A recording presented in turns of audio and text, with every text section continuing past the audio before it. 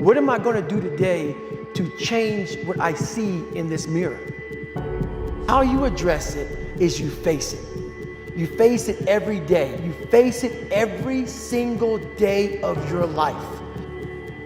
The things that, how people look, how people act, how smart someone is.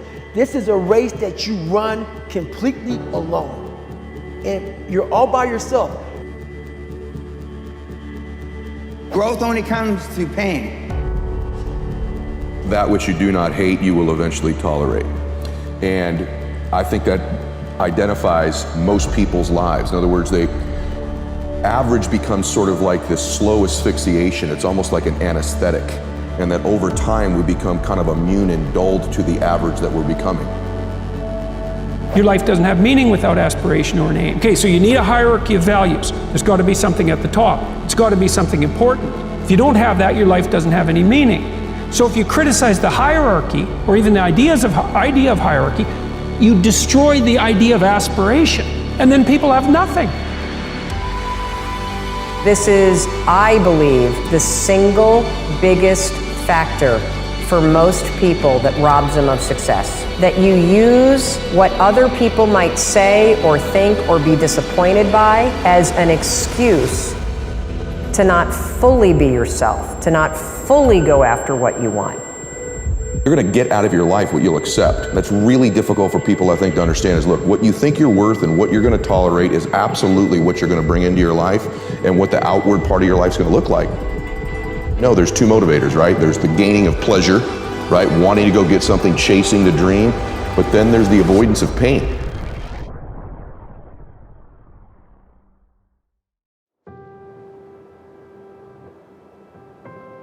I'm great.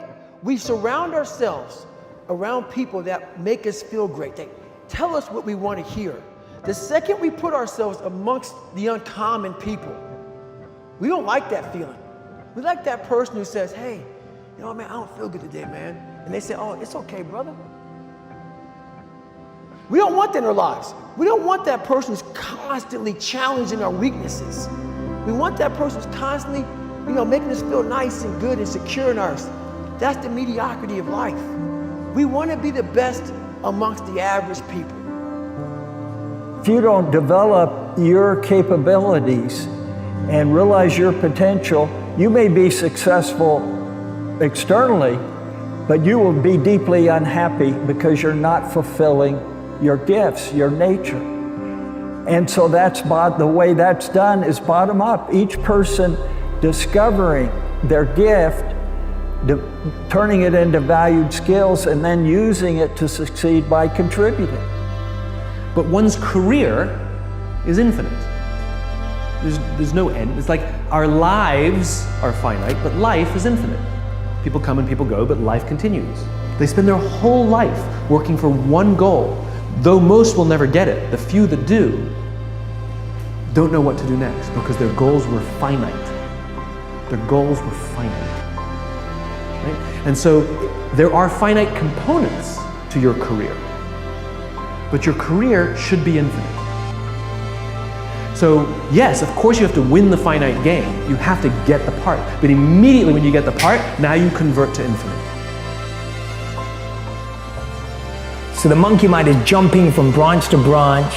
It doesn't want to focus on the root of the issue. It wants to find the next banana. It wants to find the next excuse. It wants to find the next instant gratification, right? That's the monkey mind. And so the monkey mind is never going to help you focus on your strengths. The reason why we struggle to find our passion is because the world has constantly pushed us away from our strength. We've constantly been told to focus on your weaknesses. And so we've all been programmed to say, oh, your strengths, they're fine, they're good the way they are, but why are you not performing at this? And so the one way to know your strengths is to ask yourself, what do you do that you feel the most confidence doing? When you get tired, when you get fatigued, when you get down, when you're in a slump, it's your habits, rituals, routines, and your standards that carry you through. And if you don't have good habits, you don't have good rituals, you don't have good routines, always in your life you will fall down in bad times, in slumps and fatigue and in stress.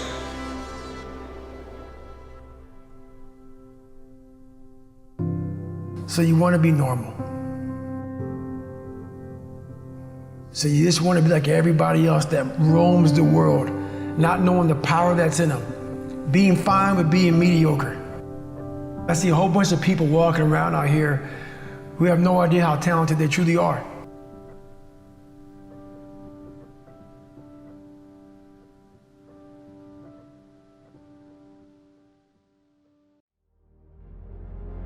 He wrote, "Deep is the hunger, the voice of the genuine, the centering moment." One of the things that I can just tell you as you think about your goals and dreams, all of us can say in a spirit of integrity that it's possible. That if anybody at any point in time lived their dream, then it's possible that I can live mine. All I want you to ever do is try. That's it. I just want you to try. In those moments where you hear yourself, I want you to try. In those moments where you know that it's time to speak up, I want you to try. That's all that I ever ask of you, because if you simply do that, and I say simply as if it's so easy, right? You will literally unlock the potential of your life. You have to ask, am I able to turn this fantasy of mine into a fact? Can I actually realize it? Can I turn my dreams into reality? Now, you're either going to say, yes, I'm able to, or no, I'm not. If you realize you are able, if you have an understanding of this potential, this power within you, then you have to ask yourself, are you willing? And there's a long series of tests there. You don't even know what you're going to come up against. One thing is for certain, you'll come up against ridicule. You have to be willing to do whatever is required if you really want to turn your fantasy into a fact.